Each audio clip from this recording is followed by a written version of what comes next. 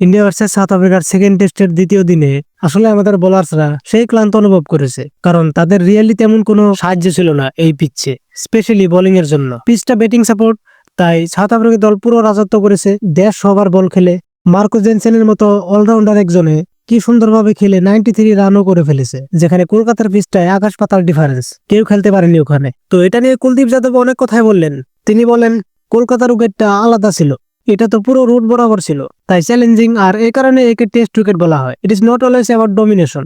ভালো ব্যাটিং উইকেটে কিভাবে ফিরে আসা যায় সেটা খুব গুরুত্বপূর্ণ। এটা বোলারদের জন্য কঠিন উইকেট ছিল, কারণ আমার মনে হয়নি যে এই উইকেটে খুব বেশি সাহায্য ছিল। ফাস্ট বোলারদের জন্য তেমন সাহায্য ছিল না, কিন্তু এটা টেস্ট ক্রিকেট, এটা উপভোগ করতে হবে, শিখতে হবে। বয়স ও অভিজ্ঞতা বাড়লে উইকেট নিয়ে অত ভাবার দরকার হয় না, নেমে খেলো, পরের টেস্টে হয়তো ভালো উইকেট পাবে, তাই কোনো অভিযোগ নেই। তো এরপর রবীন্দ্র জাদেজা ও কুলদীপ যাদব দুজন একই প্রসঙ্গে বললেন যে ডে ওয়ানে তারা যেমনই হোক অল্প স্বল্প টার্ন করতে পেরেছিল, কিন্তু ডে টু তে সেটাও করতে পারেনি। তো এখন দেখার বিষয় যে সাউথ আফ্রিকান বোলাররা কি করে।